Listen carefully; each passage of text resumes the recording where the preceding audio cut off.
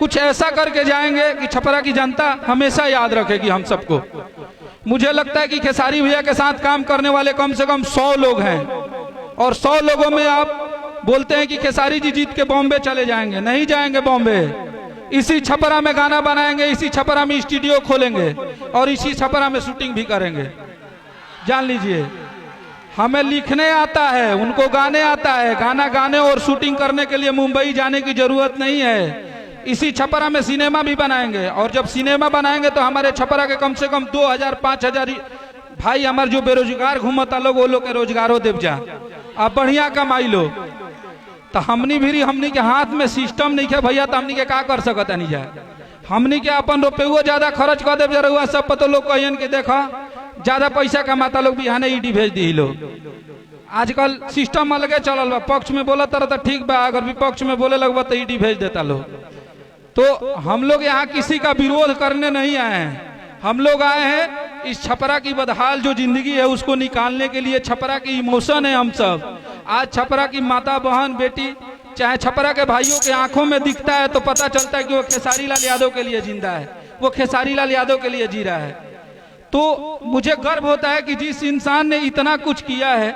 अभी आप सबको पता होगा कि पिछले उनके जन्मदिन पे हम सब ने विकलांगों के लिए 100 साइकिल डोनेट किया था। उनसे किसी से ये नहीं पूछा था कि चाचा या चाची भैया आपका जात कौन सा है, आप किस जाति से हैं। हमने कभी ये सवाल नहीं किया था, हमने अपना हेल्प किया, हमने अपना धर्म निभाया। लेकिन कुछ लोग बोलते हैं कि जो भाजपा के वरिष्ठ कार्यकर्ता हैं, डिप्टी सीएम हैं, क्या है, हम तो उतना भाजपा के बारे में नॉलेज नहीं रखते हैं, सांसद हैं, तो बोलते हैं कि नाचने गाने वाले हैं। अरे नाचने को तो शंकर जी तांडव किए थे, कौन नहीं नाचता है। नाचने कोई पूरी दुनिया नाचती है, किसी के इशारे पे कोई नाचता है तो कोई गाने में मस्ती पे नाचता है। हमने कौन सा गलती कर दिया, किसी के घर जाके चोरी नहीं ना किए हैं, कहीं मर्डर नहीं किनू कैले। लोग हमरा के हत्यारा नहीं खन ना कहत, अपन मेहनत करत नहीं, 2 पैसा कमाता नहीं नाच गा के। तो हम नाचे वाला कहता लोग तो 4 गो और पट्टिया में बोलो लोग का हलो। तो देखिए, इंसान का जो कमी नहीं निकलता है ना तो उसका विरोध करने लगते हैं लोग। छपरा विधानसभा के जितने भी विपक्ष के लोग हैं उन लोगों ने पहले खेसारी भैया के एक एक कमियों को देखा, उनको कुछ दिखा नहीं कि इस इंसान में कमी क्या है। ये तो चुनाव लड़ने से पहले ही छपरा जिला खाती चाहे पूरा बिहार खाती इतना कैले बेल क्या, तेकरा में तो कोनो गलतिये नहीं है। तब नाचे गावे वाला कहे लगल, अरे नाचिए गा के पूरा यूपी बिहार झारखंड और बाद अदर कंट्री में जीवो लोग तो कम से कम 15 गो ऐसा देश बा जहाँ में खेसारी लाल यादव सर्चिंग में रहेला ना, ट्रेंडिंग में रहेला। तो आप विरोध कीजिए, हमारी नीतियों का विरोध कीजिए। अगर हम गलत हो तो आप हमारे बारे में कुछ बोलिए। अगर हम सही करने आए हैं, अगर आपके बेटे हैं, अगर मुझे अच्छा लग रहा है, अगर हम अपने शहर का अपने गांव का विकास चाहते हैं, अपने गांव के लिए सही काम करने आए हैं, तो आप हमारा विरोध मत कीजिए। आप हमें 5 साल टाइम दीजिए। अगर इस छपरा को पूरे बिहार से लेके उत्तर प्रदेश और झारखंड अगर नहीं बता दिए कि खेसारी लाल यादव का विधानसभा है तो आप जो बोलिएगा सो। उनके साथ काम करने वाला हर वो इंसान कैपेबल है। हम लोग के पास आज 2 रुपया कमाते हैं हम लोग शौक से। अगर मुझे लगेगा कि किसी गरीब को अगर मुझे 50,000 1 लाख रुपया देके किसी बेटी का शादी करवाना हो तो मुझे खेसारी भैया से पूछने की जरूरत नहीं है, मैं खुद दूंगा और अपनी बहन का शादी कराऊंगा। तो ये सब चीज हमनी के भैया राजनीति वाला आदमी ना है जा, हमनी के गाना लिखले बनी जा, संगीत के आदमी है जा, जौन भी हमनी के दिल से निकली वो सत्य निकली। तो हमनी के अपन छपरा के जौन स्थिति बा, नाला तो भइल बा, बुझाता कि छपरा शहर डूबल बा। वो अपन जौन जीतल प्रत्याशी बने, जौन अभी वर्तमान में कैंडिडेट बने, वो विषय पे केहू नहीं खे बोला। एक पहले वो तो 15 साल भाजपा के सरकार जा रहा ना, तो वो अपना बोली लो। हमनी के बोला तो खराब हो गई जा।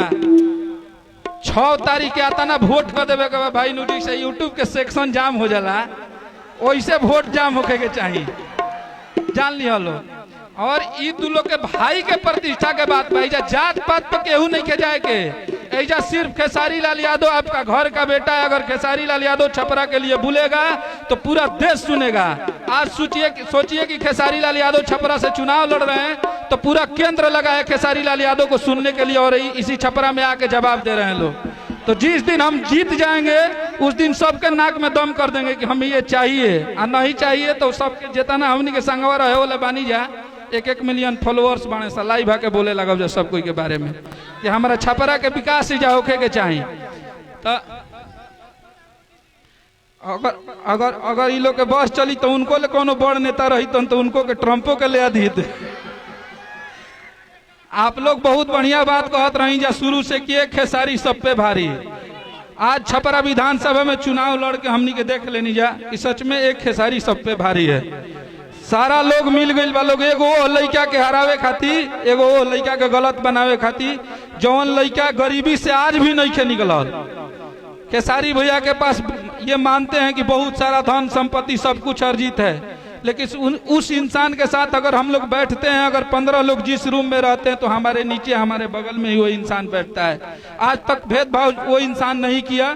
जो इतना उसका नाम है, जितना उन्होंने पैसा कमाया, नाम कमाया, शोहरत कमाया, अगर आप भी अकेले में जाएंगे भैया से मिलने के लिए तो आपको एक किसी दे के एगो चूमे दे के भेजियन कि भाई हमारे बताओ तोर का दिक्कत बा।